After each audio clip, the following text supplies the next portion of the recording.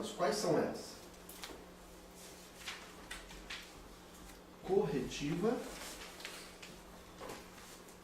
exortativa e cirúrgica.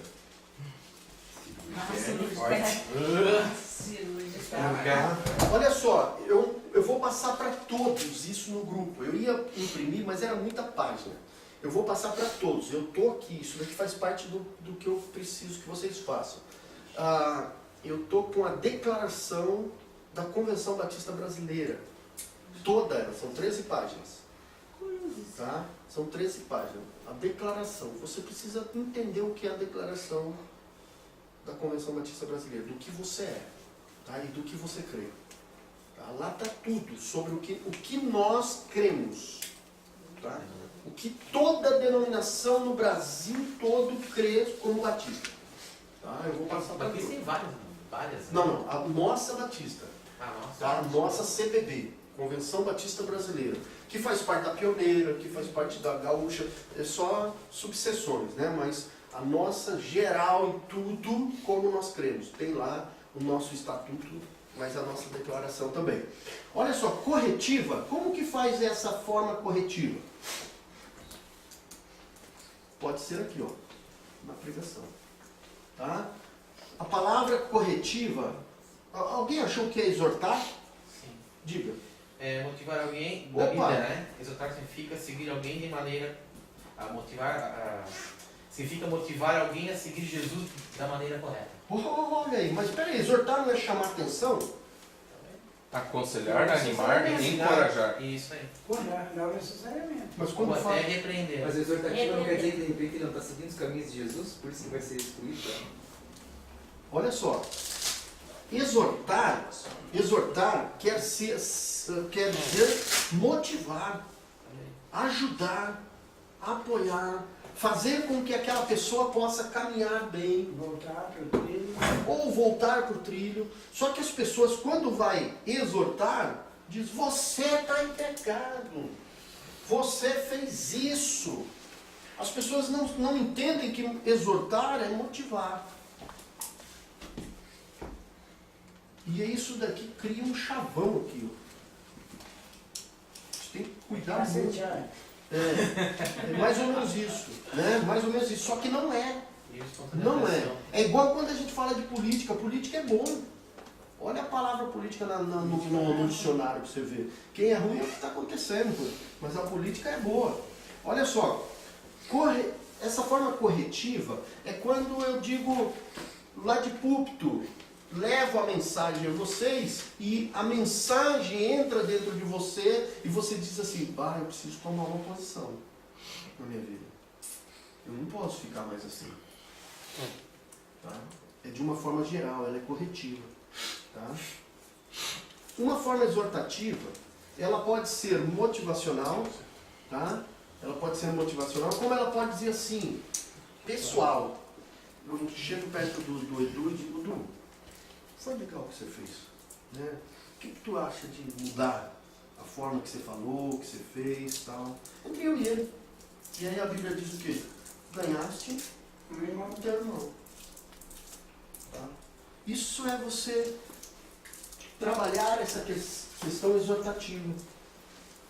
Tá? É você e ele. Tá? E essa daqui é quando eu chego lá e digo: Du, não faz assim, Du. Não faz assim não é legal e tal. E daqui a pouco, ela sabe que eu estou aqui. E aí depois o Edu fala assim: não quero saber, eu não quero mais saber, eu não vou mais, eu não sei disso e tal. Tá bom, aí eu chamo a Vânia: Vânia, vamos lá comigo. Aí nós vamos lá, conversa, não dá, não quer. Tá bom, então a gente leva para a igreja isso. E aí tira ele do rol de membro, né? Porque ele está dando mau testemunho. Tá? É assim que deve ser feito essa pregação, essa mensagem. Tem uma passagem sobre exortação no Tessalonicenses 5:11, acho. E Mateus também fala sobre a questão do irmão. Quer separar? E pode ir separando enquanto a gente só dá uma... A hora que achar pode dizer, tá? Página 60. Estamos lá? Vencendo o excesso do zelo. Mesmo pessoas habilidosas, estão lá? Sim, primeiro tópico ali, parágrafo, não sei, texto. Mesmo pessoas habilidosas lidam com nervosismo, mas esta é a realidade a ser adequadamente administrada de forma a não produzir prejuízos na instrumentalidade do pregador. Isso também não deve, de maneira alguma, servir de justificativa para os preguiçosos. Tá? Então, assim, você vai ficar nervoso quando falar? Vai ficar nervoso? Sabe qual é uma recomendação que eu dou? Olha só. Quando você vai pregar, alguém sabe o que você vai pregar? Não. Hã? Não. Então você tem uma vantagem, tem?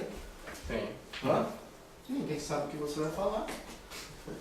Você tem uma vantagem, certo? Quem estudou foi você. Sim. Quem vai ouvir a mensagem é as pessoas. Então você precisa ter uma tranquilidade, uma calma. De você pensar, peraí, eu estudei. Eles vão ouvir. Se preparar. Mas mesmo, João, mesmo se você se prepara, o texto está dizendo aqui que mesmo as pessoas, mesmo as pessoas habilidosas lidam com nervosismo. Mesmo? Não tem. Eu até hoje, tem outros, eu falei com o pastor Reginaldo, tem mais de não sei quantos anos. Friozinho na barriga. Sempre dá. Suor. Quando você precisa, primeiramente, dependência de Deus. Né? Eu vou citar isso daí já no final aqui. Olha só. As limitações pessoais e a confiança em Deus, no seu livro. No meio do parágrafo está escrito assim, talvez esse seja um dos erros. Vê se você acha aí. Está lá? Talvez seja esse um dos erros mais tentadores que os pregadores enfrentam. O quê? Autossuficiência. Ou seja, quando o pregador começa a pensar que é o quê? Superior. Aos outros e então passa a confiar, a não confiar em Deus. Tá? É que nem eu ia dizer, pastor, é uma responsabilidade que não é, tipo assim, tu não é o que tu acha, é o que Deus está falando, Deus quer que tu fale. Olha só.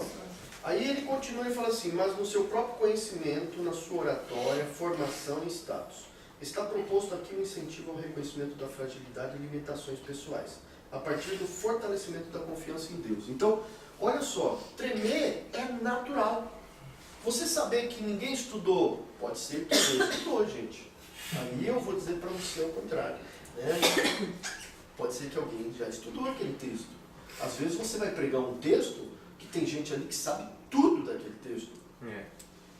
Entende? Eu já peguei pessoas assim, que você fala uma coisa, às vezes, principalmente quando você fala de região. Tá? Primeiro, você vai falar de uma região, da Judéia, tá? Ou de outro lugar. Reino do Norte, Reino do Sul, você vai falar. Aí você nunca foi para lá. E aí você fala, todo se empolga. Aí depois o irmão no final diz assim, Já tive lá. eu já estive lá, tem um outro lugarzinho daquele mapa que você falou lá. Já aconteceu isso comigo. De eu achar que eu estava abafando. Tava mesmo, Aumentando. Entende? Então, é sempre a dependência em Deus. Até que você dizer, olha gente, eu não conheço aquela região, mas aquilo que eu estudei, o meu conhecimento que eu tenho é sobre estas questões.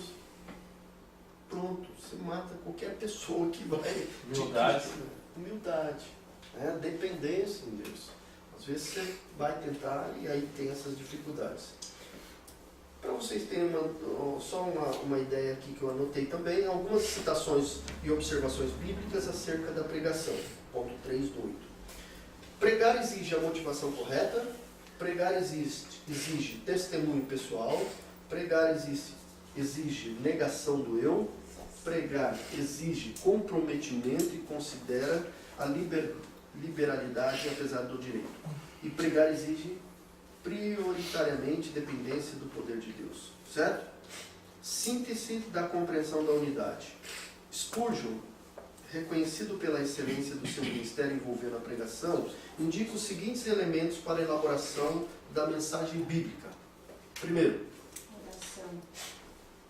vai lá, vai. Oração. O que mais? Meditação nas escrituras. Meditação. Cuidado com a linguagem e superação Cuidado da superficialidade. com a linguagem.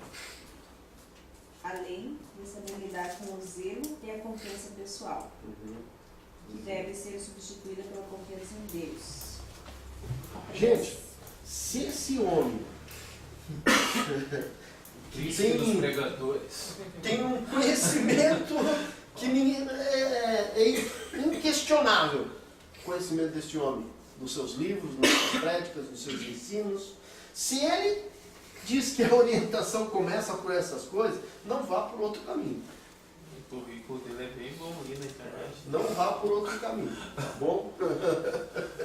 Porque é o mínimo, tá? É o mínimo, tá? Que você precisa de algumas recomendações dessas, tá bom?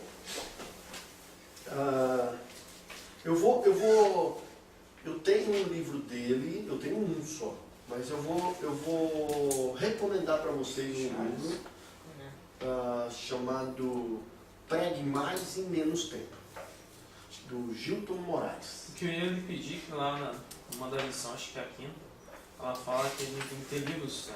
Interpretação. O senhor Eu li poderia... também vários. poderia... Então, um deles que eu gostaria, que se você gostaria de pregar, o que é pregue mais em menos tempo? Hã? Direto. Uma mensagem mais objetiva. Menos tempo. Esse é o nome do livro. Hoje em dia, quando você prega mais de 25 minutos, você perde quase seu público. Antigamente as pregações duravam 2 horas. A igreja que eu vi de Jaraguá do Sul, que era batista também, acho que era, Tem, não lembro, era 2 horas de pregação. isso aí. 2 horas para Tem Aí 7h30, alguns, 9h30. tem alguns que já. Em São Paulo. Mas era bem interessante, assim, era uma outra metodologia, mas Isso. bem legal, assim, bem. Tem o Gilton Moraes, ele usa muito o cantor cristão dentro da pregação, as músicas dentro da pregação. Ele prega, daqui a pouco canta uma música, depois ele volta na pregação de novo. Ele usa um monólogo, é monólogo? Se eu não me engano é monólogo que fala. Ele usa outras pessoas, às vezes 2 pregadores pregando a mesma mensagem.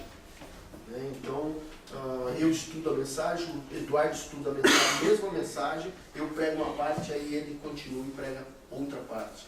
Bem interessante. Eu já aproveitei algumas coisas também. Porque senão se torna cansativo, né, pastor? Uhum. E às vezes em menos tempo tu consegue Isso. pegar mais fácil que em frente, Diz que o tipo, ser humano né? absorve até Eu uma pelo- hora de informação contínua, ininterrupta. É quase como você fez o casal aquele, né? Isso ali, Eu começava com a Isso aí. Foi É, 2 horas. e a Foi gente 2 não horas quis de passar mensagem. o tempo, né? Foi 2 horas de Bem mensagem. legal. ali, né? Vamos lá, página 62, 4.2, recursos impressos e e-book. Aí algumas recomendações que aqui dá, né? Aí entra aqui, ó, aprofunde-se na declaração doutrinária de sua denominação, para adquirir convicção sobre as doutrinas da fé, tá? Isso eu vou passar para vocês, tá certo? Para vocês se aprofundarem nas nossas doutrinas. Vai lá em A, área bíblica exegética. Acharam? Sim, exegese. Uhum. O que é uma exegese, então, né? Mas eu não vou entrar nisso. Agora já Exegética, tá? Área bíblica exegética. Métodos de ensino bíblico que vai ser usado em hermenêutica, exegese, homilética, introdução ao Antigo Testamento e ao Novo Testamento, comentários bíblicos, geografia bíblica, arqueologia e antropologia. Aí vem área sistemática, tá? Área pastoral. Ele divide essas áreas dentro da homilética, tá? Dentro da preparação. Você vai falar, um exemplo, você vai falar sobre uma mensagem. Você quer usar um profeta, Davi. Tá? Você quer usar um profeta, você quer falar sobre a vida do profeta. É um tipo de mensagem. Você quer falar sobre uma região. É outro tipo de mensagem. Você quer falar sobre... sobre... hã? Final dos tempos. Sobre escatologia.